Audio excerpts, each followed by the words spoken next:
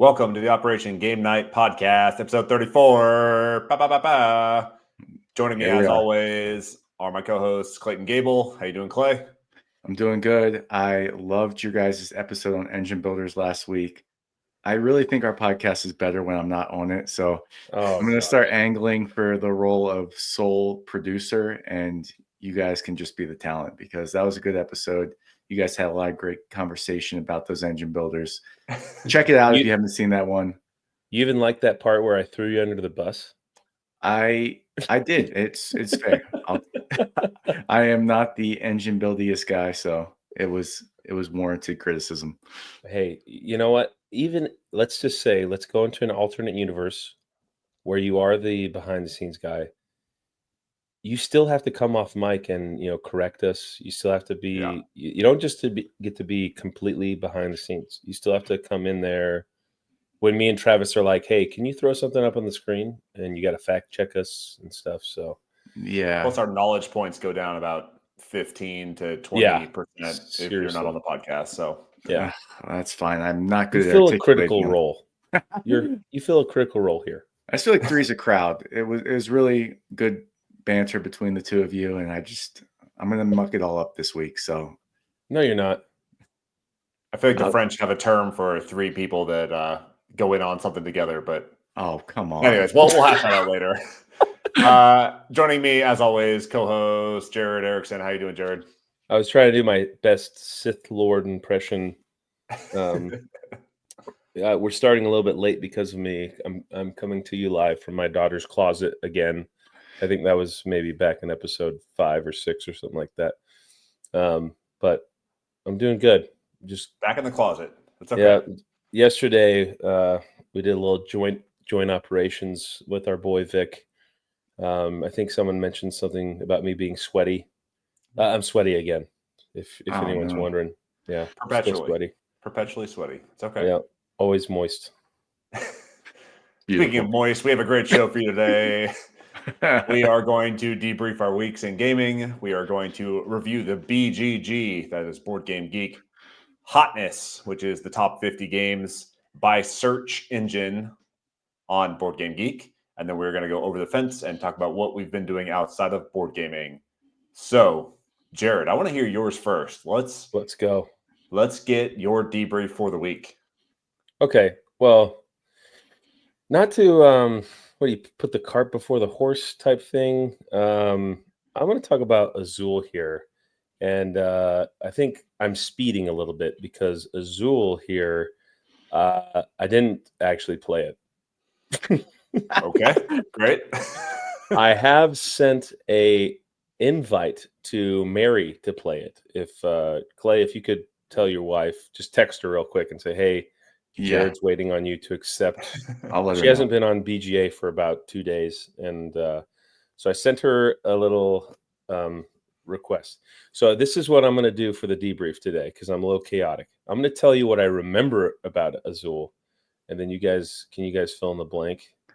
Absolutely. Do our best. So from what I remember, Azul here, it's a good theme here, where you have these tiles, these literal tiles, like you're tiling the floor of a beautiful Spanish palace. Is that I don't even know what kind of palace we're talking here, but what you're doing is you're selecting these different types of tiles. Is there 5 different types: the blue, the yellow, the dark blue, the even darker blue, and the red.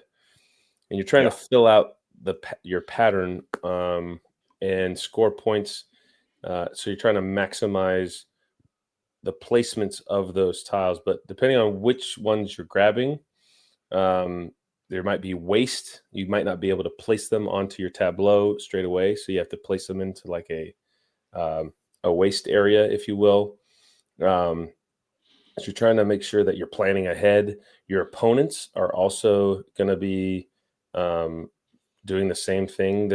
If you can see on the picture that's pulled up right now, there's these joint areas that everyone are selecting their tiles from.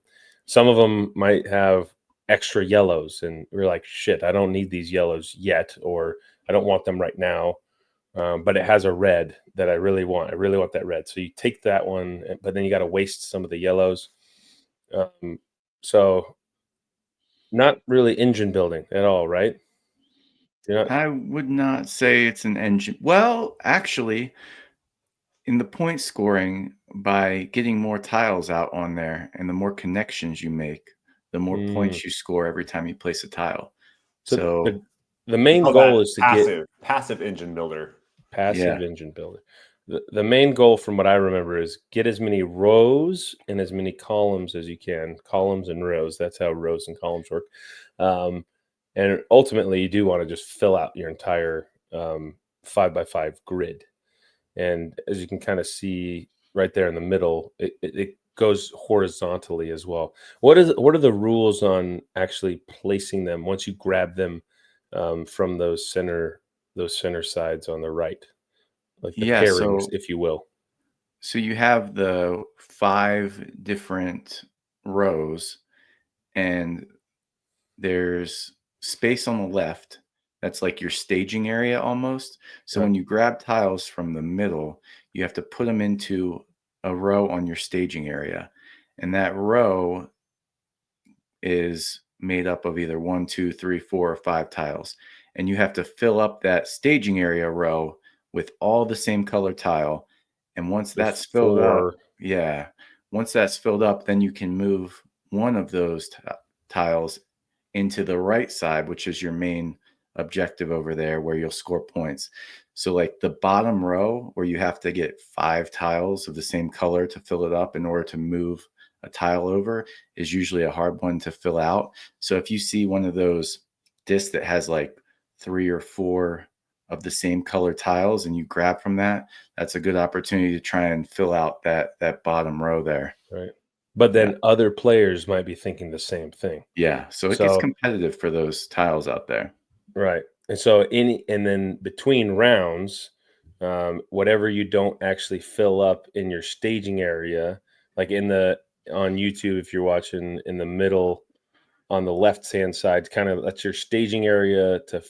Once you fill out your staging area, now you can move it onto your actual 5x5 grid. So whatever you don't actually fill out in your staging area, you don't get to put into your actual tile 5x5 tableau. Do those have to go to a waste area or anything like that, or they just go? No, they stay. They eat up space for the next round. Okay. So you might work on filling out that bottom row over the course of a couple rounds. Yeah. How many rounds are played? It ends when somebody fills out an entire row. And then that is the last round of the game. And then this is what we're looking at here. Is that's like in game because that person filled out the bottom row, which it seems like this might have been a staged photo, because I can't imagine that would be the row that someone filled out, because again, the bottom row is the hardest one. Yeah. Okay. Mary's pretty good at this game, right? She is. That's why I don't play it with her no more. That's why I want to play against her, because you guys got me hot on the World Series of board gaming in Las Vegas over Clayton David Gable's birthday weekend. Yeah, so we're going.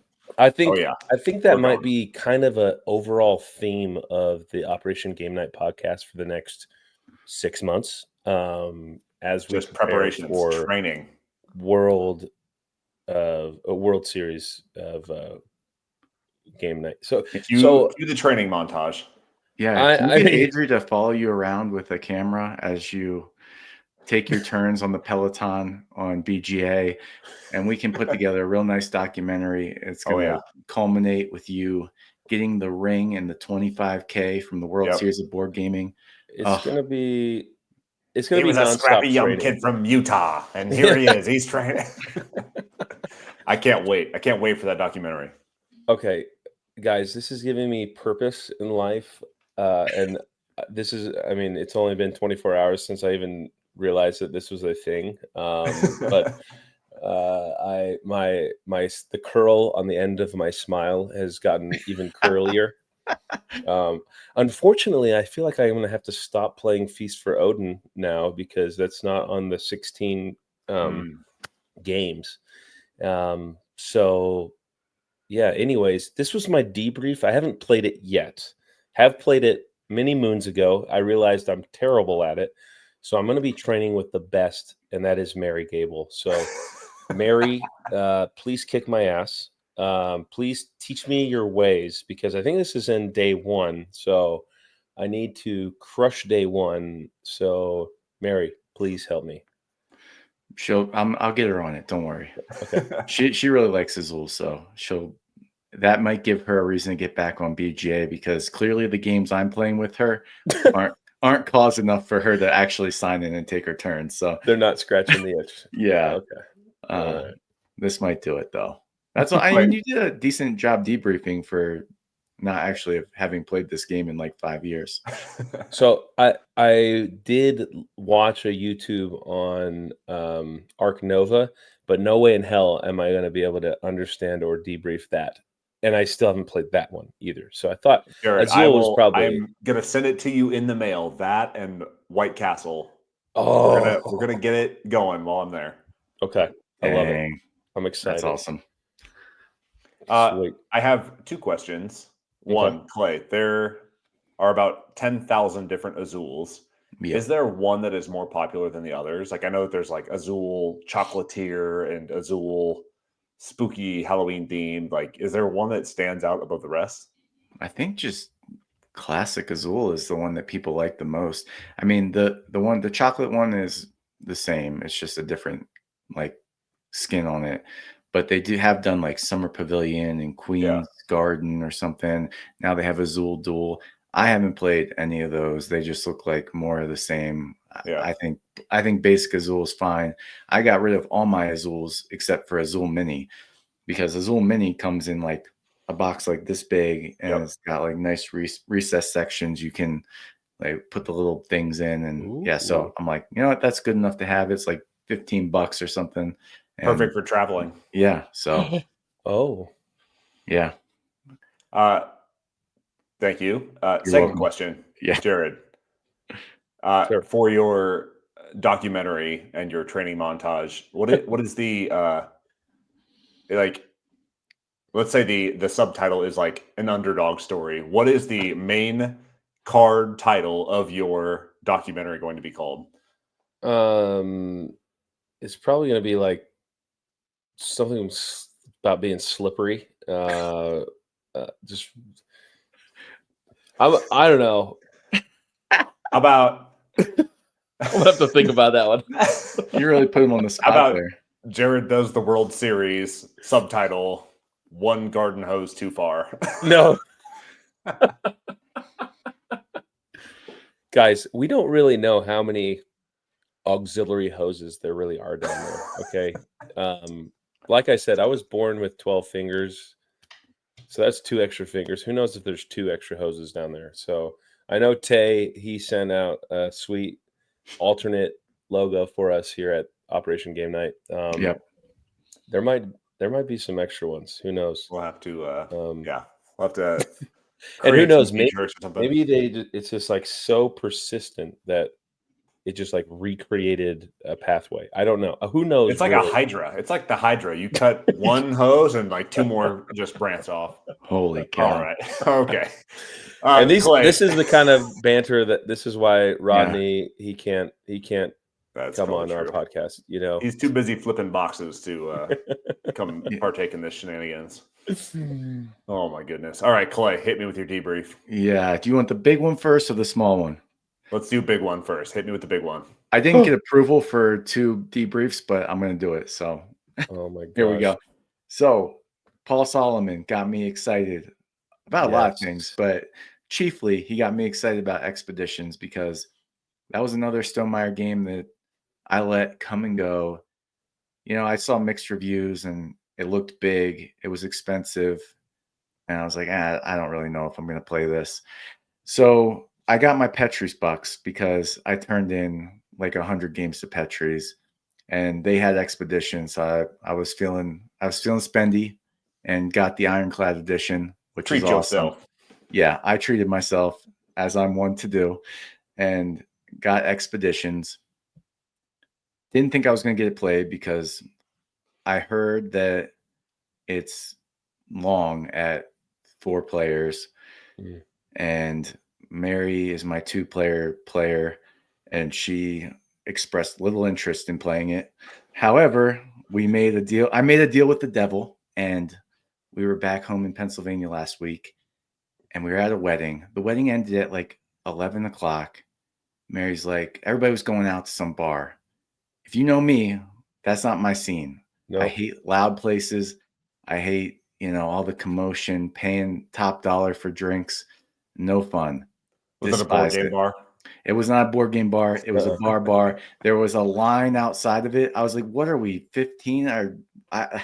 She wanted to go. She's like, probably not 15 either, but maybe 21. Yeah, something like that. She wanted to go, and we never get a chance to do stuff like that. All of our family and friends and stuff were out. And I was like, you know what?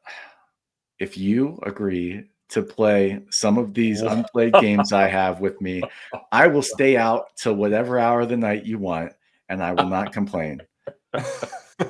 And so I made that deal, and I held up my end of the bargain. I complained a little, but either way, we got back. I'm gonna fact check that with Mary. Yeah, fact check it. But we got back to Colorado, and I phoned in this favor real quick, and we played Expeditions the other night, and it was awesome. So Expeditions has like this hex grid that you form. There's like 5 or so tiles that are basic tiles that are always there. And then there's like unexplored tiles that expand out from the base camp that you don't know what they are. So when you move your mech into there, you get to flip it over. It reveals some level of corruption and an action that you can take in the future. So like Paul Solomon was saying, it's got a really cool action selection system. There's 3 things you can do on your turn, and you always can do 2 of them. So you can move, you can gather, or you can, what's the third thing? Oh my God. Oh, play a card. Yeah. So move, gather, or play a card. And you have this cube that you cover up one of those actions, and then you take the other 2. So if I cover up move, I can play a card and gather. And so that was a really cool system. And the card play was interesting. So there was like 3 types of cards. There were cards that you could tuck underneath your board that were like an engine you built. Like this would, Jared, I was thinking of you this whole time, engine building. There were these meteorite cards, and when you melded it under your board, it gave you an ability. And then the next time you melded a card under there, you triggered that card's ability and the other card's ability. And then you could do that up to 4 times and kind of reap these actions. There were quest cards that required you to go to a specific location on the map and spend resources. And then you could tuck those in the top of your player board. And those gave you hearts, and hearts kind of multiplied your scoring potential at the end, kind of like in Scythe, how your popularity does. And then the third type of card were items, and those got tucked on the right side of your board and gave you like ongoing abilities. So tucking cards was huge if you could do it, but it was hard to do because those were spaces that were out further in the hex grid that you had to uncover that let you meld or quest or upgrade. And they were also covered up by these corruption tokens that you had to use your resources of power and guile to vanquish. And so you're doing this, you're tucking your cards, you're playing cards. There's also this cool thing where when you play a card, it has like a general benefit that usually gets you some of your resources. And then it has like a worker on the bottom, like yellow, purple, green, or blue. And if you have one of those workers in your supply, you can put it on that card to activate that ability as well. So you're also managing this supply of different colored workers that you can use to get more abilities on your cards. And the game ends when you, just like Scythe, you've got stars that you're trying to achieve objectives. And they're, similar things like you melded 4 meteorites, you did 4 quests, you have 4 upgrades. I think one of them was 5 map tokens you have. So there's these different objectives you're trying to hit. And when somebody gets 4 of their stars out on those objectives, the game ends. And I really appreciated what this game was doing. I don't know if I'll play it a ton, but it was just a game I appreciated the design. It did a lot of things that were unique, but the things you've seen before, but just in a new way. Like the card display was not just like a Dune Imperium card row. The cards are actually displayed in gaps in the map. So like when you're in a space adjacent to that card, you kind of have access to potentially pick it up. So it just had a lot of cool thoughts in it. And it played fairly quickly, and it was kind of streamlined at 2 players. It was like an hour and 15 minutes for our first play. So nice. Not too bad for a game of any photos? It's pretty heavy. It's a three weight 3.4. Yeah, so just above medium. Yeah, and it felt like it, but maybe it's medium heavy. Oh, look at those. Yeah, so Clay, you got the ironclad version, like the big. You better believe it. Okay, yeah. So I got this edition at Essen a couple years ago, and I have not played it solo, but I've heard good things about the solo mode on this one. So yeah, if you want to get the most bang for your buck out of this game that you invested in, I would give the solo mode a shot. I'm not sure how it differs. Don't quiz me on that, but yeah, I read the rules like a year and a half ago when I bought this game, and I am definitely interested in trying this solo, if not getting it to the table more, because it does have some cool systems. Like it's nothing revelatory or anything like crazy new, but it's like engaging and interesting, and like just plus if you have the fancy version, like the metal mechs look good on the table. Like they're nice and big and beefy and heavy. Yeah, they're so good. They're way bigger than the side mechs. It was a lot of fun. I really did think that it was interesting, the worker aspect of it, like trying to collect those workers of the colors that you need to activate your cards. Yeah, it was a cool game. The only complaint is a production complaint. In the Ironclad edition, it comes with these silicone bases, which I thought, wow, that's really cool. Silicone bases, nice rubber, snap onto the bottom. They don't fit. And I looked it up, and a lot of other people said the same thing. Like they just like loose and fall off. So I don't know. I mean, with 2 players, it wasn't that hard to remember which mech was yours out on the map. But maybe if you're playing with 4 players or something, it would be a nuisance to not know where your mech was. But that's a minor production gripe on what otherwise is a really nicely produced game. And don't play it with Tyler Spangler, especially after a couple brewskis. Yeah, he'd not be. I mean, this is probably a little easier to grasp than Scythe, I think. Well, give it a try with him. Yeah, maybe I'll see what he's thinking. I'll see what he's feeling. But yeah, that's Expeditions. My unplayed Stone Miner game list is down to, I think, Pendulum. Is it just Pendulum? And that's it. And that's awesome. It. That's the only Stone Miner game I haven't played. That's huge. That's crazy. I guess I only played Charterstone once, and it's a legacy game, so you're really supposed to play the whole thing. But have you played all of the like Scythe expansions? No. No. I hear good things though. Yeah, they have some awesome ones. Like Rise of Fenris is far and away like the most popular, and that one's pretty awesome. That makes it into a campaign game. Yeah. That's like the big box expansion. Other ones are like the individual factions and stuff that you can buy. Yeah, Rise of Fenris is like a full box that comes with it, and it's a campaign thing. Oh, I haven't played Euphoria either. Oh, yeah. So almost there. Almost got the whole catalog down. Jared, I can ship you this one if you want to play this one too. Ooh, you would love the engine building going on, man. It was so cool. Like, I'll take them all. You're gonna get a crate of games, and we're gonna play them all while I'm there. I love it. Perfect. All right, Clay, what else you got? Real quick, just want to give a shout out to this little ditty, Pixies. Aww. I mean, I wish we had this in our small box bracket, but again, there's so many good small box games. I hadn't played this one yet, but it will be in the next one because Pixies is from Pandasaurus. It's like a sea salt and paper size box, so tiny box. And my mom, she's on Board Game Arena all the time. I saw her playing this, and she was waiting for a game, and I just jumped in it with her. I didn't know how to play. And I called her as we were playing, and she kind of told me the rules. But essentially, you have like a 3x3 grid. So 1, 2, 3, 4, 5, 6, 7, 8, 9. So you're trying to play cards to that grid. If I can find a good photo, and you score points for 3 different things. So you score points if you have a card in the 5 spot and there's a card under it. So for a card to score its face value, you have to have a card tucked under. So a 5 with another number or 5 under it is worth 5 points. 9's worth 9, so on and so forth.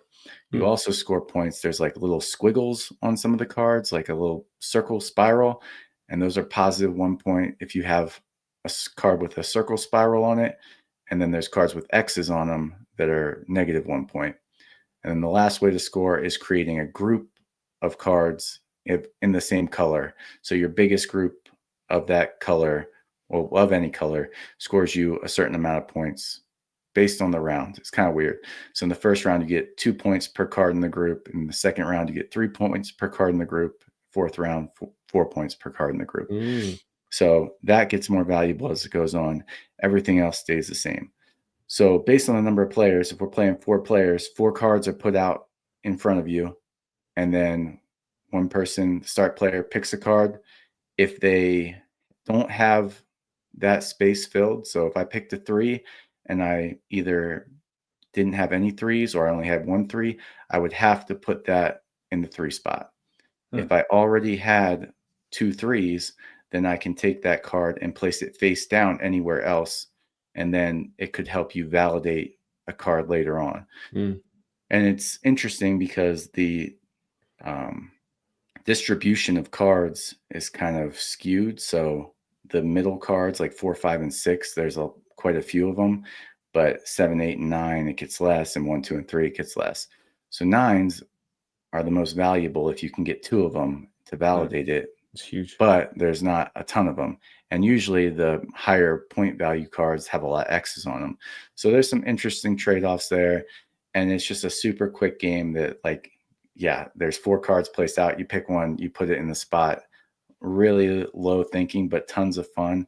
We played it when I was home over break with my grandma even. And she's never even played more games than, she only plays dominoes, like Mexican Train. That's all she plays. And we taught her this, and she played it, and we finished. I thought we were done. She's like, "Are we going to play again?" I was like, "Oh my gosh, we got the grandma run it back." Wow. And so, yeah, Pixies, great little card game. It's on Board Game Arena. It's super quick and light. The scoring is kind of annoying at the end of each round because there's a lot of counting on like the spirals and subtracting. But other than that, it's a pretty slick little game, and I'm pretty hyped on it right now. So the points stack. So like you can tuck a card, like in this picture, 5 gets 5 points for a tuck. But like you said, you score points if it's like touching other green cards or something like that. Yeah. So you could but it's also like, it looks like the number 2 is a wild card, I guess. Yeah, so there are like wilds. That's scoring point because it's touching and it's a wild card, I guess, or whatever. Yeah. But okay, so you could really like optimize your engineer brain's popping off right now. Yeah. So I like Pixies giving me the fire up a BGA game. It takes all of like 5 minutes to play on BGA. It's so fast. Yeah, it's giving golf vibes too. Yeah, we were talking about golf a couple weeks back. That's a good connection. I like that. I like it. Yeah, it's good. I think Adria would even like this one. I know she's probably the toughest to get on board with the game. She's got her couple, but I think you could sneak. She's got quite the dry spell right now. I need to break her out. We got to get her out of her shell. And apparently, fun fact, this artwork is like somebody actually like gets little things from nature and like takes photos of these little things. Yeah, there's like a guy that goes out and he like stages these acorns as little anthropomorphic. No way. Yeah, Mary can't get enough of these photos. Yeah, they're so cute. Sorry for the listener. It's I can't even describe what I'm looking at. It transcends some little words. goblin looking thing with a deer. Yeah, just miniaturized, like all made of natural stuff, like an acorn with eyes. Yeah, that is a creature. Yeah, that's cool. That's Pixies. That's great. I thought it deserved a shout out. And a good travel game. It is a great travel game. I traveled with it well. All right. So before you switch screens, I'm going to start my debrief because I want to do this. I want a little bit of a build to this. So all right, let's build it up, Travis. I'm going to go back. Let's get big. Can we get big? Can we get? I'm going to get big. Let's get big. Side by side for this. So I had family in town last week. Did not play a lot of games. We played some Onitama. We played some Splendor. Smaller, quicker games that we were familiar with. But then I was like, I have all this time. Grandparents are watching baby. Like, I can get in some games on my own. So I played a lot of digital games. The Dune Imperium app that just officially released, so good. It's great. I love playing Dune Imperium on that. And it's challenging, and it's smart, and it reacts to what you're trying to do in a smart way. Phenomenal. Love it. Then I played some, what do you call that? Oh my God. What is that? I should have written these down. Travis, I don't know. Okay. Then, well, this is separate, but I played Root. Root just released the Marauder expansion. On the app? On the app. New challenges, new tutorials, which I desperately needed to understand the Keepers in Iron. And I don't know if I understand them, but I certainly am trying to, because that app is great at teaching you a new faction and getting you going quickly. The challenges for the Keepers in Iron and the Lord of Hundreds are great.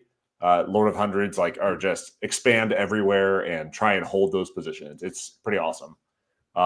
Keepers in Iron, I still working on it. It's tough.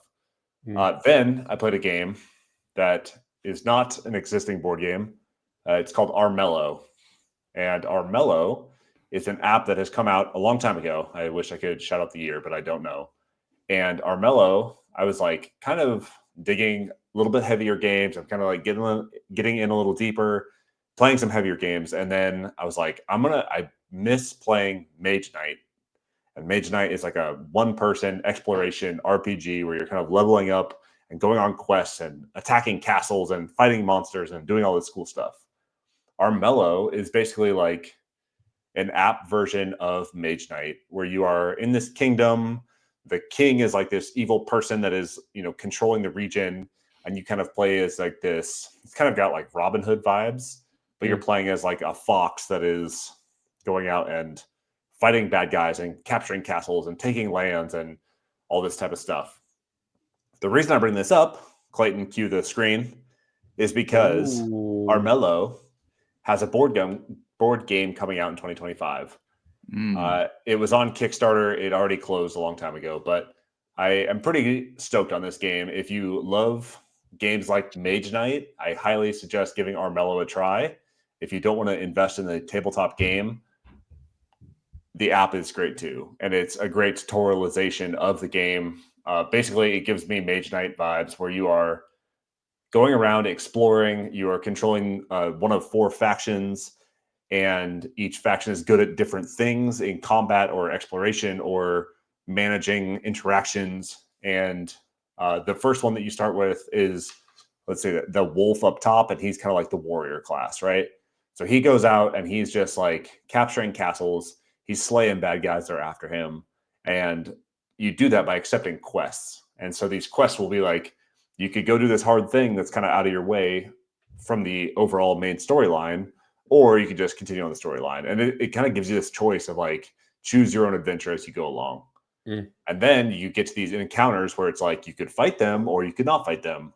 And as you go, you're collecting loot, you're taking control of regions, you are upgrading your character, you are equipping different items that change the battle space. And so the app is really good at doing the day-night cycles. This game has day and night cycles. So as let's say you're fighting in the day and you're fighting 2 of the king's bad guys, right? They're foot soldiers. And when you roll these dice, the dice have spaces for each face is something different.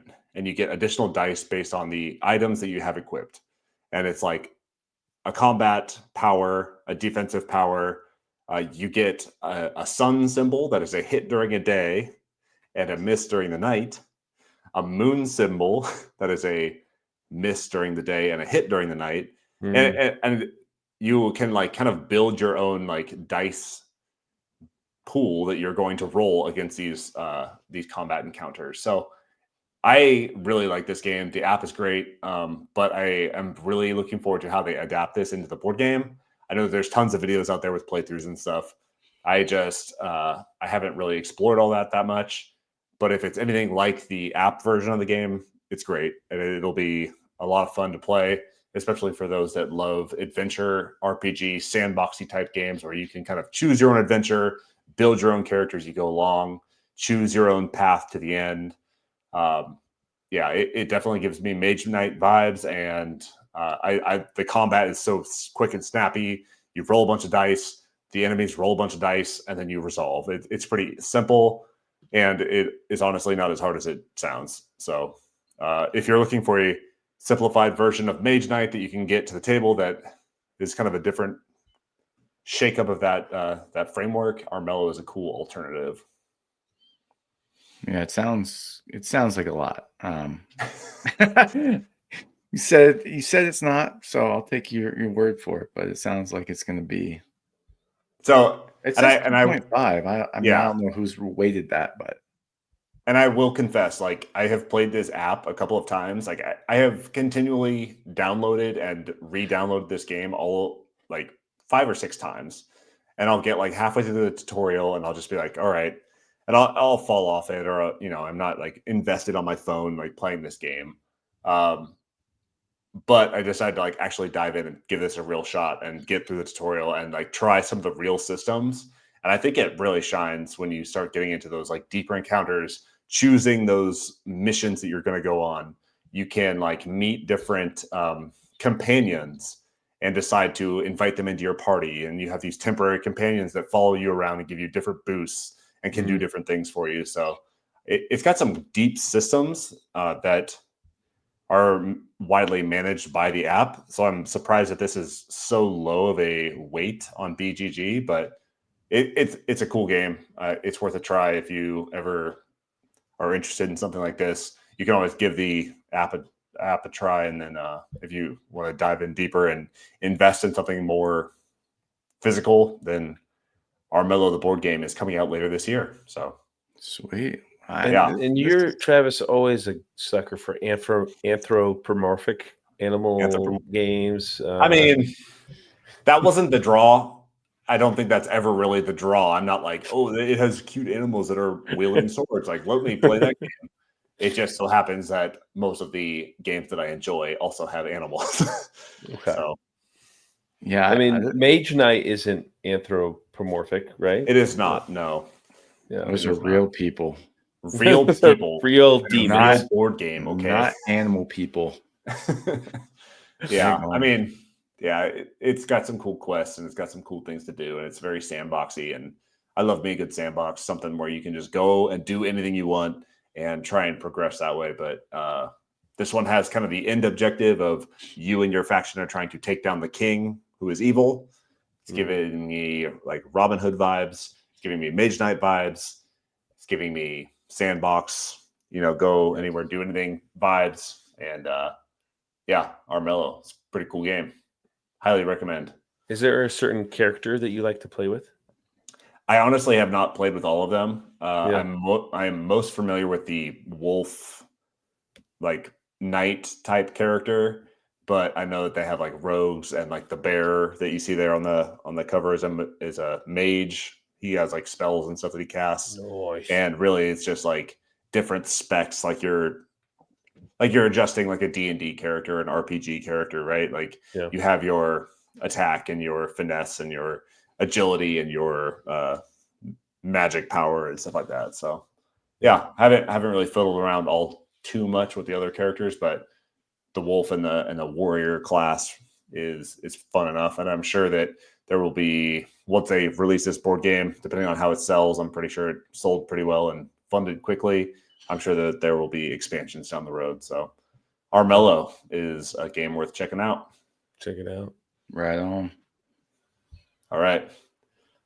So mission objective today is we are going to review the Board Game Geek Top 50 Hotness. So the Board Game Geek Top 50 Hotness, or the Hotness as it's called, is largely driven off of searches on Board Game Geek. Check me on that, Clay. I cannot confirm or deny any of that. I'm pretty sure it's most search on BGG. I think it's so. Is it live? Like, could this change while we are giving our feedback and thoughts and feelings on this list? I think it refreshes overnight. So nobody knows how it works. 24-hour cycle. Nobody knows how it works. It's just there. It's got red arrows and green arrows, so that means it's obviously trending updates. down. Yeah, and I think it's day over day. It changes, and the arrows that you see are how they have moved over the last 24 hours. And so sometimes it jumps way high, and sometimes things appear, and some things slip off the list, and we won't see those if they're more than 50, more than rank 50. And you can go and you can see the top, bazillion games on Board Game Geek, but this is the most search, hottest 50 games out there on Board Game Geek right now. It's what people are talking about. This is what people are talking about. Want. All right. It is what's hot. It is the hotness. So let's just go like line by line. We'll kind of give our spiel about each game. We don't have to hit all 50 of them. It's going to take forever. But just the highlights, right? Like Orleans game came out in 2014. It's probably on there because it's, I don't know, getting an expansion. It's always on there. It is getting a refresh. Do you know, Clay, why that Orleans is on there? I have no sense of it. Could we do like a, have you played this game? Thumbs up at the beginning of it.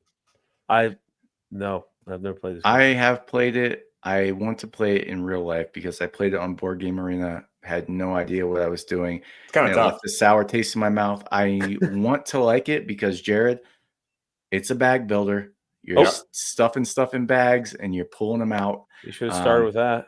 Yeah. Dice and bags. Yeah. So I'm very keen to play this game in real life. It's been around a while. People love it. I just did not have a good time playing it without knowing how to play it on Board Game Arena. So that's my only experience with it. All right. 49, Quorum. Do we know anything about this game? Absolute black hole. Yeah, I honestly have not heard about this. It's a 2025 release, so I imagine it's probably like a Kickstarter that's now shipping to backers, but I don't know a whole lot about this. All right. Marvel Champions, a card game, is it is always on the top 50, always. And the reason it does that is because it is constantly having expansions or character expansions ship. And so they just released or just announced / planning to release the Shield expansion, Agents of Shield. And then they just did a big refresh with a bunch of the characters, like a revised Black Panther featuring Shuri instead of T'Challa. So they do these kind of refresh characters. They're constantly releasing these mini packs of decks, and this game will be on here forever until Asmodee explodes or implodes on itself like a dying star. Marvel Champions card game. Far Away is number 47. Yeah, Clay, you talked about this. Yeah. I think it's getting an expansion too. I think I saw that somewhere. So I know it's been hot. I don't know if it was on the hotness. This is my first time perusing the hotness. So it looks like it's got a blue dot, meaning that I guess it's staying put. Yep. That's where it's been. But yeah, great game, great small box game. A lot to wrap your head around with the planning forwards and backwards. Yep. But yeah, that's 47. Number 46 is Cascadia. I imagine that this game is pretty much always on the hotness since it released, because this game is super easy and a good gateway game. But it also has 2 expansions coming out, or 2 like revised versions of Cascadia coming out. You talking about the rolling rights? Yeah. What are those called? I think those are out now. Okay. I can't remember. It's like Rolling Hills or Yeah, something else. But yeah, those came out. I saw them at the store. But yeah, Cascade is just endlessly pleasing. It'll always be up here, and I'll always have it because it's just a good freaking game. What's the main mechanisms here? I'm interested because it's World Series of board game. Ooh. I never played it, but so I need to get it on my rotation. You literally take a tile and expand your little ecosystem in front of you. So you're like building up this ecosystem. You're trying to score points by having large groups of like the same type of terrain matching. And then you get also, when you draft that terrain tile, you draft an animal tile that also goes on top of your terrain. And all the animals have their different scoring criteria. So like the bears want to be in pairs. The hawks want to be all by themselves and not be connected to another hawk. Okay, so Mary's good at this one. Mary's good at this, yeah. Is this one on BGA? It's puzzly. I don't think it is. I don't think it is either. Okay, so Mary needs to come down to see me in Virginia in July. She'll get you trained up, man. That's right. Training camp That's starts right. now. Voidfall. I am so interested in this game, and so many times I have like had my finger on the button to purchase this game, and it is even like highly regarded in a solo game format. And this game just intrigues me, and I'm so just itching to play this game. Have you played Voidfall? Is it Awakened Realms? No. If I played Voidfall, you would know about it. Like this would take up my entire month to figure out how to play it and set it up. So there's no way I would secretly play Voidfall. I would play it if somebody else did all the work. It looks like a lot of fun, but it also looks like a lot of work. Yeah. And it's a heavy euro. I think this one is like 3 point something weight. Yeah. Like it's pretty heavy. I want to try it sometime, and I think it just got a second printing, which is why it's up here on the top 50. Arkham Horror, the card game. This is another Fantasy Flight game where they're constantly releasing new expansions, new characters, new investigators, new scenarios that you can play through. It's like Arkham Horror, Marvel Champions, and Lord of the Rings, the card game, are just constantly on the top 50 just because they are always releasing content and people are always trying to figure out what's going on with the next thing in these game series. So I love this game. I don't have all the expansions, not even close. You could probably spend $1,500 to $2,000 on all the expansions and characters and stuff. But it's just always involving, and there's always stuff to check out. But if you are interested in a specific piece of these different living card games, the Reddit subreddits around these card games are phenomenal. People will do like deck builds and character reveals and in-depth reviews of the different announcements and stuff. And those subreddit communities are super involved and super active. So check those out if you're interested. Everdell's always on here. Clocked in at I have 43. a confession to make here. I don't think I've ever played Everdell. Yes, you have. You guys mentioned there's a pop-up tree, like mat. I don't think I've known that. It's not a pop-up like Camel Up. You have to assemble a tree that kind of sits on the board and holds some things.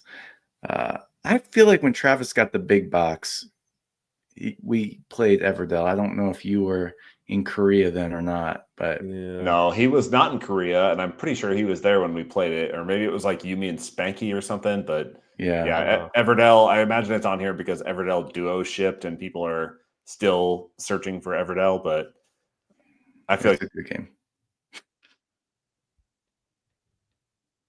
Oh no, the Duo shipped. Okay. Number 42, we got Finspan. Uh-oh. So we're back. Yeah. Travis, you there? Hey. Yeah, I'm here. Sorry. Okay.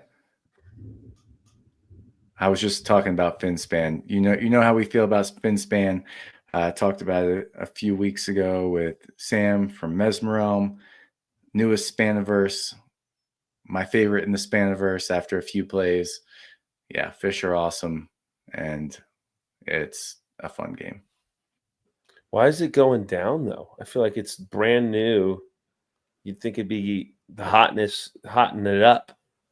maybe we'll get a hint in the games that are above it, because there's always games coming out. Like Molly House clocking in at 41. Just last week when I checked the hotness, Molly House was up at like number 2 because it was like just announced. It's like brand new, it's hot. Everyone's either it's just announced or people are like just getting their copies in their hands and they're looking up rules and threads and stuff like that. Molly House slipped all the way down to 41 this week. I don't know anything about this game. Great joy in a queer community in 1720s London. I mean, I'm intrigued by the blurb right there. Yeah. Is this one of those like Amabel Holland games or? Can you click into it? Let's check. Let's see. Oh, it's Whirly. Dang. This is a whirligig game. Whirly. Oh my gosh. Interesting. I mean, it's certainly going to be a lot to chew on, but what an interesting theme. I know he's like a history guy. Yeah, can you go down to the photos? Yeah. It's like strictly card driven. Interesting. Kind of looks like medieval Monopoly, or like mid-century Monopoly. Is that like Victorian? Almost Victorian. Blown glass pieces right there. Yeah, that's pretty cool. High quality components, cards, a nice mat that kind of looks like a Monopoly mat with little spaces. So yeah, I don't know anything about this game. I'll have to check this one out. It's whirligig. I'm intrigued. I don't know if it's. I hear a lot about his games. Like, I mean, we get the roots and the, arcs of the world that kind of make it mainstream. But he also, and those are still kind of offbeat. Like they have weird design to them, and I think he even gets weirder with whirligig. So, I'd like to try one of them. I know he's a interesting designer. Yeah. Clocking in at number 40, Scythe. We have kind of beat that one to death, but that one's always on the top 50. 39 is Endeavor Deep Sea. Do you guys know anything about this one? Nope. Been seeing people talk about it. Yeah, it's been on here for a while now. And it's got a dash instead of a circle. Yeah, so I think the circle is like just appeared on the top 50. Oh, and then the dash unchanged since yesterday. There you go. What is the circle? What do you do when you hover over a circle? New to the list. New to the list. There you go. That's what happens when this is our first perusal through the hotness. We're figuring it all out here.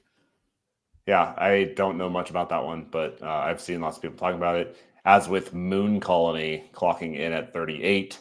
Moon Colony is like that. This is like the new hotness. People are getting this in their hands, and people are loving it.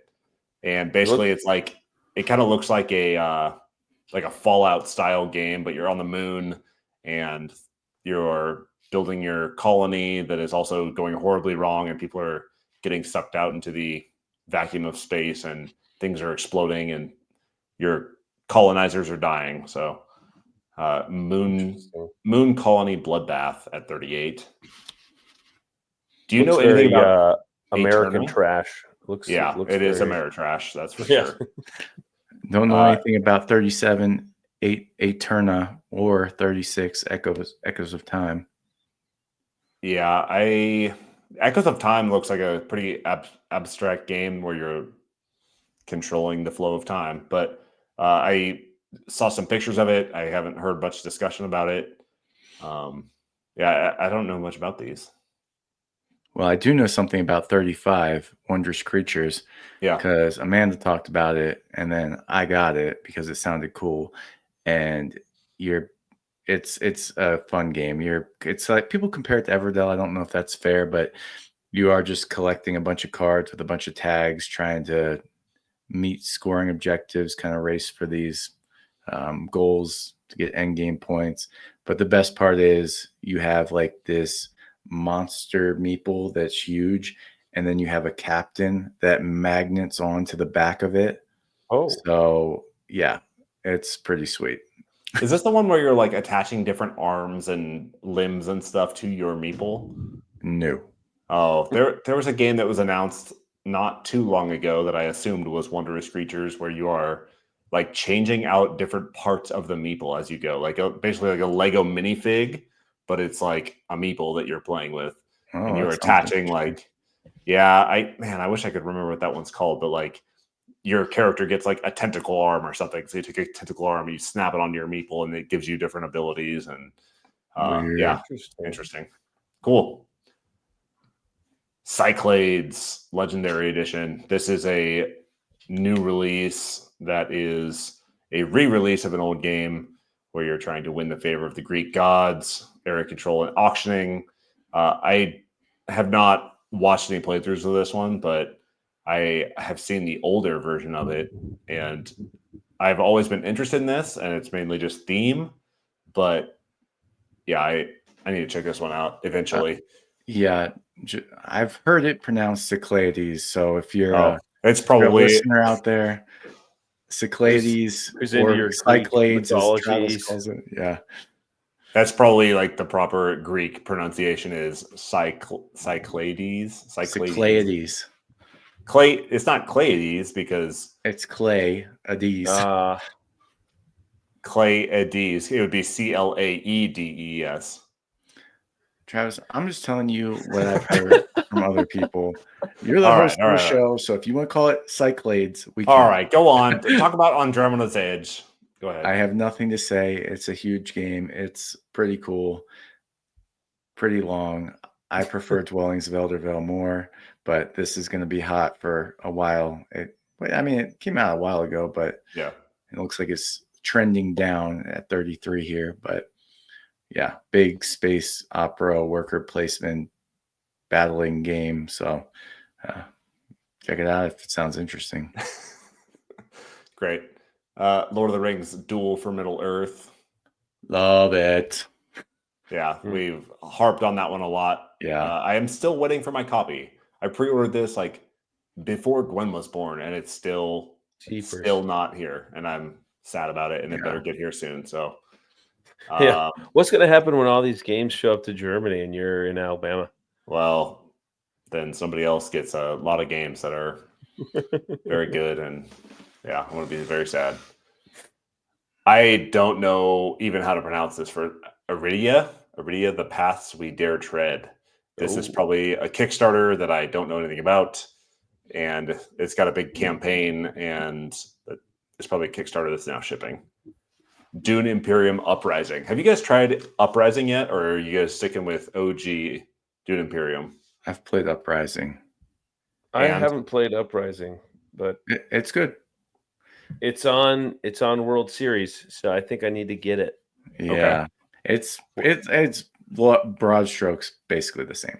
Yeah, I mean they tweaked a couple things, but it feels the same. It's still got the same tension and fun. I think it's widely perceived as an upgrade to Dune Imperium, but again, I have Dune Imperium and 2 expansions for it, and I'm happy with that. Like I didn't feel the need that it was like that much better that I need to go out and get this. So yeah,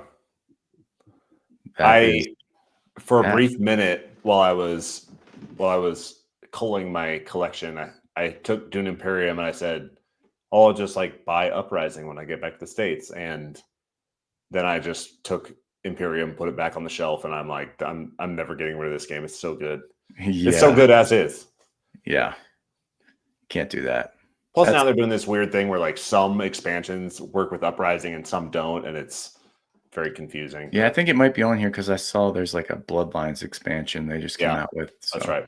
That's right. Root probably on here because they just did a big re-release of old components and stuff and new. What is that? What's the Hirelings? The Hirelings pack or the Marauder expansion. So Root is perpetually on the top 50 and climbing to number 29. Number 28 is Castle Combo. Clay, you've played this probably more than most. I played it twice. I lent it to somebody a while ago. I thought I was going to see again soon, but life's been busy, so I haven't got it back. Throw some shade. I'm not throwing any shade. I knew I don't miss a game because I have so many, and I'm glad to have other people get to play it. Hopefully he's played it because it's a fun, quick little drafting game, kind of creating combos, build your city. It's worth checking out, especially on Board Game Arena. Nice. Number 27, Dune Imperium. Not going to rehash that. OG. Love it. OG's ahead. OG is ahead. It's hotter. What, 2, 3? Yeah. Number 26, Fellowship of the Ring, trick-taking game.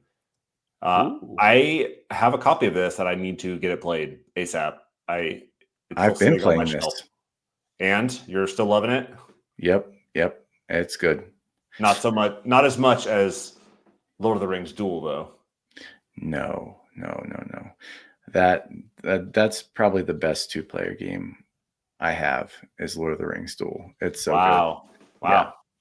Yeah. This is fun though. It's like The Crew, but Lord of the Rings themed, and yeah, that alone just makes it more fun for me, and it feels like more of a campaign kind of. I mean, you're just playing a trick-taking game, but it does kind of walks you through the story. Yeah, so it's a co-op trick taker like The Crew. Dang. Yeah. If only Adria was like a nerd, I think maybe she'd like this one. You got to get her nerded out a little bit, Jared. Come on. She's just too hot, you know? That's true. Speaking of nerd stuff, Clay, do you have the Gifts of the Galadriel expansion? I don't. Oh, okay. I don't think it changes all that much. It's like a small little Pokemon card sized deck of cards that comes with it that, I don't know, adds some different stuff. All right, Wingspan, always on the top 50 and climbing to number 25. Just because it's always on here and floats up and down right around 25 anyways. Number 24, Machines to the Sky, race against time and build the ultimate sustainable arc and save humanity. Do you know anything about this? Nothing. We really need to keep up on our Kickstarters if we're gonna review the top 50, because I feel like half of these are Kickstarters all the time. Yeah. Civolution. We talked about this one yesterday with Vic. Vic is loving Civolution from Games Moss podcast, but you guys are not loving it.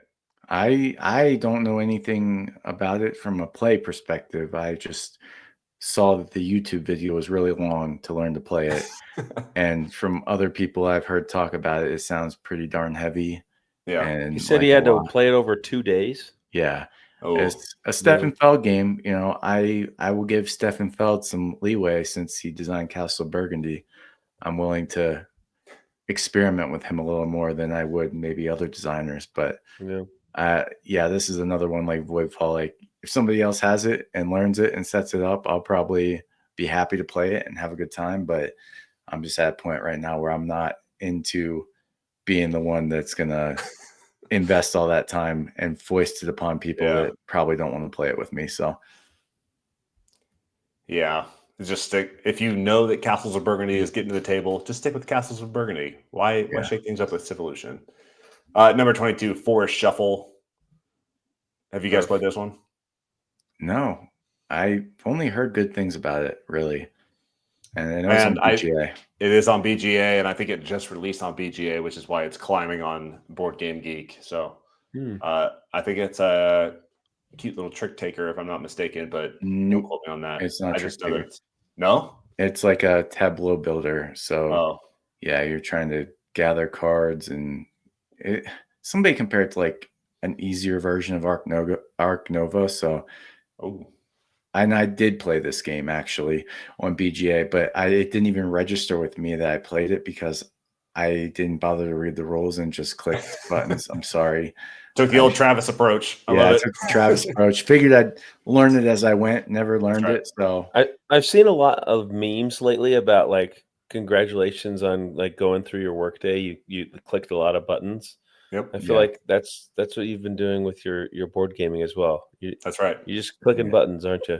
I do click a lot of buttons, but I gotta get it in somehow, and it's like triggering something in my brain that makes me feel like I'm playing board games. So, all right, good catch on Forest Shuffle, Clay. 21, Sky Team. Sky Team, This is climbing up to 21, probably because it's on BGA, and also because I have searched for it 1,000 times over the last week as Amanda from Empty Nest Board Mama and I try and beat the same damn airport. We've tried like 6 times. Oh, which one? I think we're going to do it. Merida. I think maybe it's Madeira. Spain. But what's happening? Are you losing kerosene? No, so we're not even doing any of those ones. This is literally just like at certain stages you need to bank. You're like going through mountains or whatever it is. But yeah, we're not even doing any of the fancy ones yet. I'm still waiting for me and Tanner to create our Sky Team Vietnam with our helicopters and machine guns. So get it I going, can't man. wait. I can't wait to place a die for like suppressing fire from like the Huey side gunner, dude, the 50 cal. Yeah, Can't wait. Slay the Spire, the board game. Have you guys played Slay the Spire? No, guys, we're in the top 20.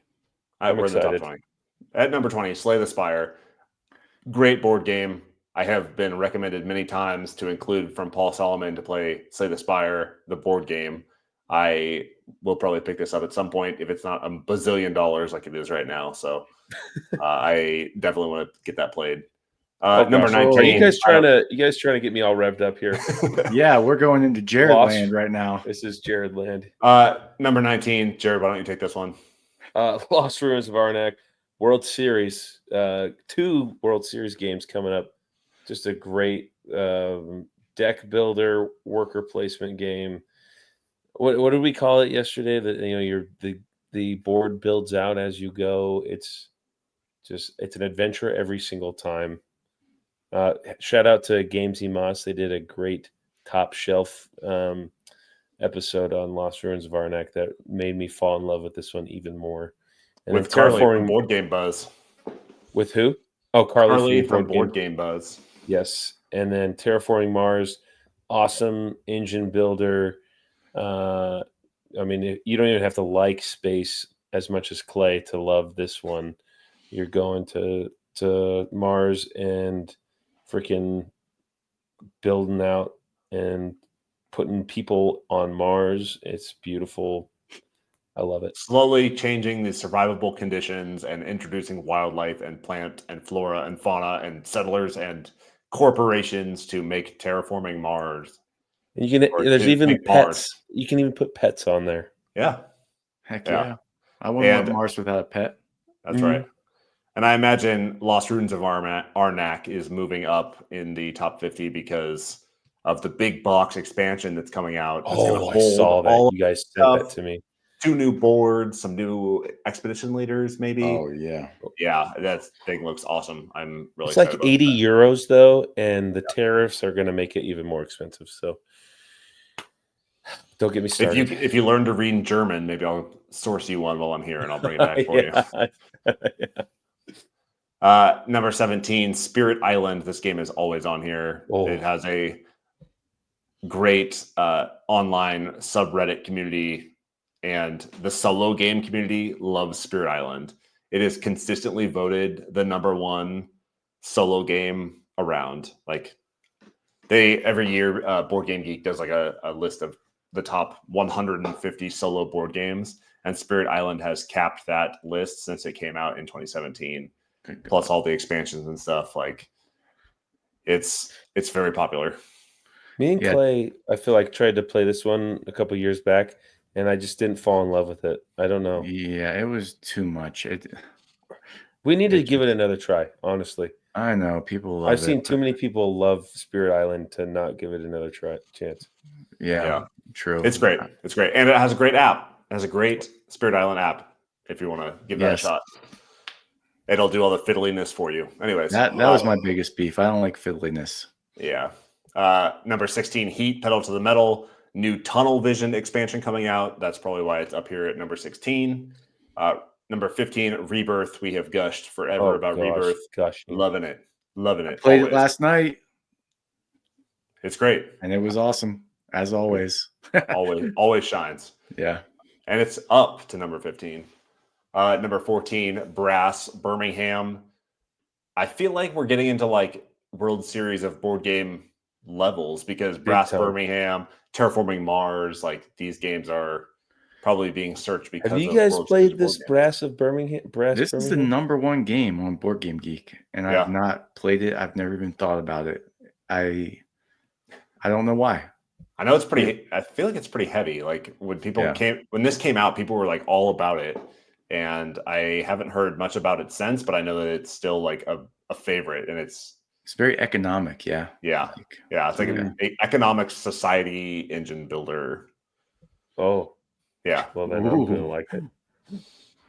Number 13, White Castle. Jared, I'm going to send you this one, and we're going to play it. I'll send you this one and the Matcha expansion just in case. Ooh. I bought that game, never played it, got rid of it.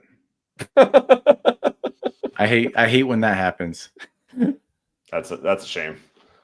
Number 12, Deep Regrets. This is a Kickstarter game that is shipping right now. If you want to get a quick preview of what that looks like, I know that Amanda from Empty Nest Board Mama just got her copy, and she did a big unboxing of it. So she got a super fancy new edition with a big bag and everything. So check that out.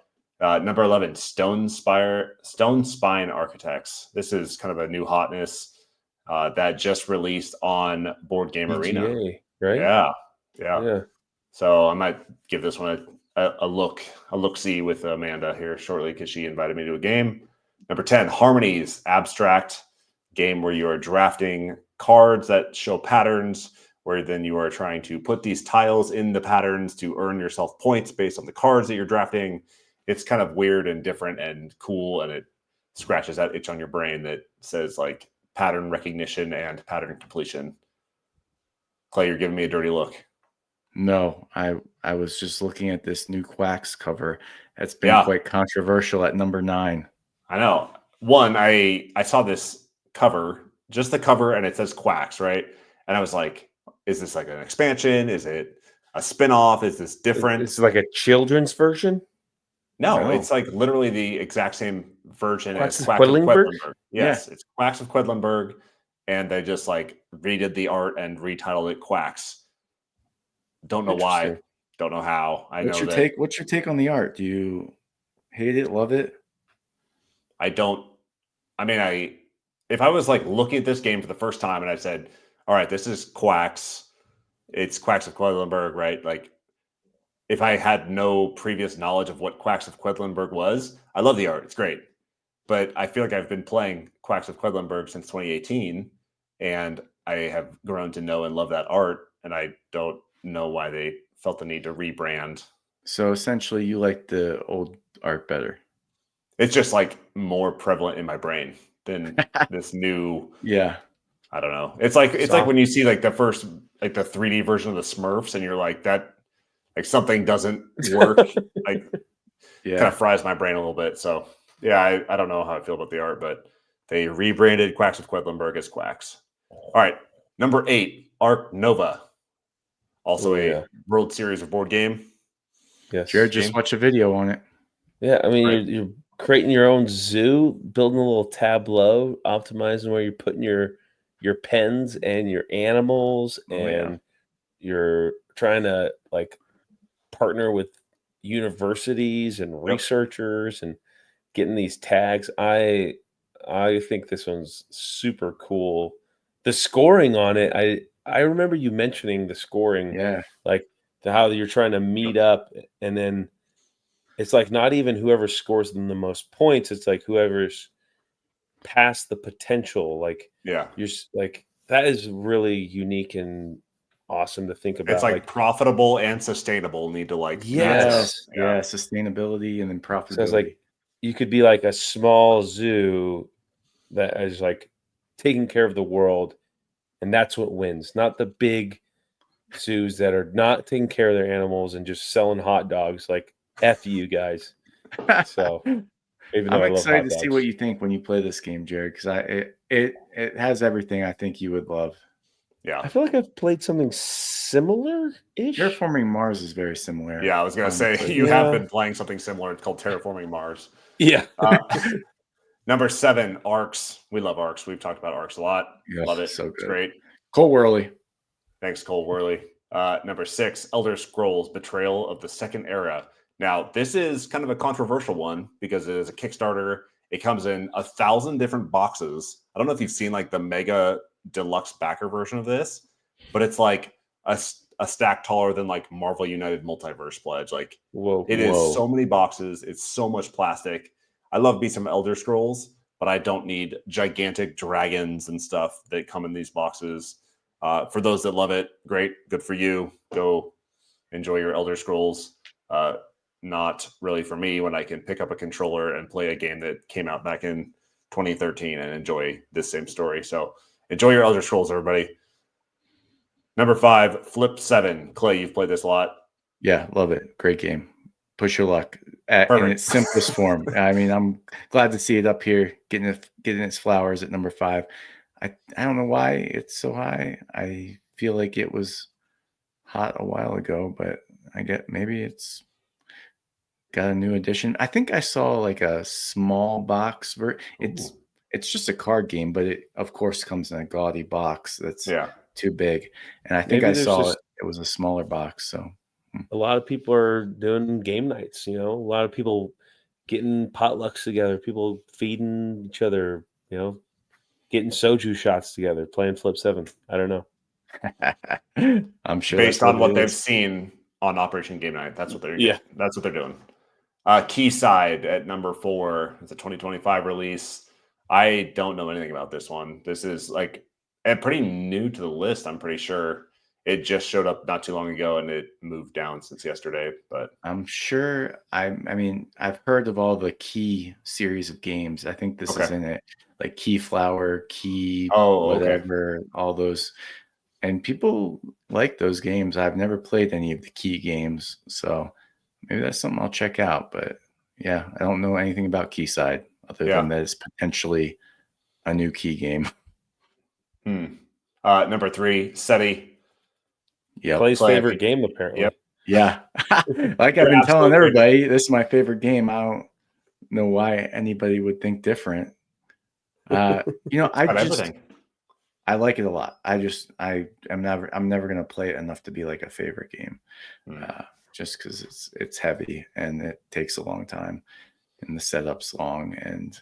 But I enjoyed playing it, and I want to play it more. But as with everything, like I think it's getting a lot of press. Like it's getting to the hands of people that are then posting about their feelings about it, right? Whether they love it or they hate it, and it's causing this like dissidence where some people are like it's overrated, and some people say, you know, this game is far better than it needs to be, or best game ever, or whatever. Yeah. And anytime there's discourse about that, about a game, it's gonna climb the ranks because people got to check it out and see for themselves what they think. So, well Clay, when you come to come down on your monthly voyage down to Virginia to play with Cole and I, we can get this to the table at 3 players. Maybe you're gonna like it. I don't know. Yeah, I am eager to play it with you. I don't know if Cole will like it. This doesn't seem like he's more of a Cole's an Ameritrash guy through and through. So we might leave him out of this one. Number 2, Galactic Cruise. This was a Kickstarter game that is now shipping. Build and launch ships to send guests on luxurious space vacations. Instagram influencers are going off on this game. It's crazy, and it looks beautiful. It looks like a lot, but it looks beautiful. I have seen this one, and I saw that Bloodbath, Moon, Space Base, that one. Those have just been like blowing up my Instagram feed lately, and they're getting the hands of the influencers, and people are loving it. So Galactic Cruise at number 2, and at number 1, Sanctuary. Build a modern zoo for animals and achieve conservation goals. Isn't this Sounds Ark Nova? A lot like Ark Nova. Wow. Yeah, I imagine that's why Ark Nova is climbing too, is because this game is very similar and is drawing those comparisons for obvious reasons. Oh, dude, it's the same designer. Is this like a re-implementation or something, or a remixed version? It looks the same. It looks the same. Huh. Yeah, I don't know what's going on here. If you know, leave us a comment. Yeah, please. Reach out to us. We want to know what the heck is going on with Sanctuary. It looks like a little less mechanics because Ark Nova, there's a lot going on. There's but it's just as heavy. It's shared tableaus. I feel like there's I gotta. If you know anything about this game, reach out to us because how dare we do an episode on the hotness and we get to the hottest game and none of us. Well, and shame on me because I literally just checked this yesterday, and I'm like, okay, I know these games. I got a good grasp on most of these. And then, yeah, you were scrolling from 50 up, and I was kind of blindsided by this one. How can it be the hottest game and there's only 14 comments about it? It's probably just announced, or it's on Kickstarter now, or it's like just, who knows games get announced by these publishers and then they disappear for a while and they come back, and wow. Shame on all 14 three of us. people have rated it, 14 comments, and it is the hottest. Well, that's how we roll at Operation Game Night. We do an episode on the hottest games and we have no idea what they are. Yeah, I mean, hey, Fromage is getting a reprint and expansion. That's good. Yep, excited about that. And we're playing Fromage with Tiff from Tiff's Board Games. Yeah. So, good. Love that. Yeah. All right, let's go over the fence real quick. Jared, what you been doing? So, guys, I started listening to Operation Game Night. Great. Episode 2. It was beautiful to listen to us talk again. I miss the days when Travis would intro us with his booming intro voice. It's really beautiful to see where we've come from and consistency over these weeks and months. And just shout out to my brothers here. We've gotten like really good at podcasting. We've gotten even closer as friends, and I can't wait to see what the next 33 episodes brings for us. It was really fun. I was like, because we kind of talked about doing like what's our top 10 again. So like, what was my top 5? Because I kind of forgot. I said Camel Up and Wingspan. I haven't even played Wingspan in like a year, and Camel Up has like slowly slid out of my top 20. I feel like. Yeah, well, I don't know. I love Camel Up, but there's like so many other great games that you guys have like brought to me. Yeah. Since we started this podcast, because that was like episode 2, and just so many bangers that you guys have brought me since episode 2. So I love you guys. That's my over the fence. I guess that's not outside of board gaming, is it? It was. I mean, you're listening to a podcast. Yeah. I was wondering why our listens on the second episode went up by 1, like, or why our listenership went up from 1 to 2. Yeah. And I listen to these episodes. I do the audio editing and stuff. So I listen to it once then, and then I listen to it once when it publishes just to make sure everything like translated okay. But I've never gone back to listen. So I'm going to have to go back and see. There's a nice Easter egg in episode 2, because for some reason, remember the audio, whatever reason, there's like a 30-second delay that there's just silence in the middle of the podcast. I love that people are listening. That's what we were working with. And you know why it's probably why people listen to episode 1 and then episode 2 and then they never listen to any of the other ones. We just hit publish. You guys need to start on episode 33. Okay. Yeah. Yep. But maybe not 33, considering we went through the hotness and didn't know what was hot or why. Yeah. Wait, are we on 34 or 33? 34. We're on 34. 33 engine building. That's still pretty strong. Yeah, just listen to 33. That was a great episode. I wasn't there. Oh, shut up. Probably why it was so great. What's your over the fence there, Clayton? So, man, I really wanted to be able to bring some finality to the situation with The Sopranos, because I've been talking about it for months now. It's consumed my nighttime hours, and I have 1 episode left in the entire series tonight. So I will be watching the series finale. Wow. Mary just said last night that she thinks it's her favorite series of all time. Wow. And this came from people. Please, if you try to watch The Sopranos, stick with it, because we quit 3 times in the first season. Like 3 different years we started it and quit. And now Mary is lauding it as potentially her favorite series of all time. So interesting. I'm pretty excited for tonight watching The Sopranos. Also, over the fence, after this, in like an hour, I'm going to see my buddy Chris. Chris Dong. He sang at our promotion ceremony. He's in a production of Footloose, so going to a little local theater. I always enjoy doing that. So I'll let you guys know next week how it was. Oh my god! Break a leg, Chris and Clay. I want like a separate episode of your interpretation of the Sopranos series as a whole, to include like the controversy with the finale. I want to hear your hot take on the controversy of the finale. So I'll go character I didn't by know character. there was. And tell you about their story arcs and deep dive. I love it. Yeah, sure will. It's perfect. Good. I have a couple things. So the finale of White Lotus season 3 is tonight. So excited about that. Lots of good fan theories out there about who's going to die. It's not a spoiler because episode 1 they show you that somebody's going to die in every single season. Everyone dies. Yeah, that's what they do. By the time this publishes, that will be already live. Then, if you're like, man, I am needing something to watch, The Last of Us season 2 comes out next week. April 13th, I think it starts. So excited about that. Yeah. Then I have one more. So this past week, Nintendo did their big release that said Nintendo Switch 2 is coming. Here's all these cool games. All right. It's got all these cool features, increased graphics and increased playability, and it does all this stuff. It's great. I'm so excited. Then Liberation Day happens. Yeah. And Donald Trump tariffs the whole world. Okay.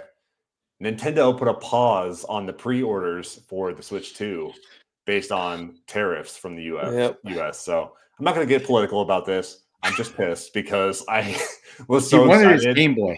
It really put a damper on the Nintendo Switch 2 release, knowing that so there was already some controversy because they said, coming June 5th, day before my birthday, you guys should have already pre-ordered me one, but it's okay. Yeah, it's in the mail. Yeah.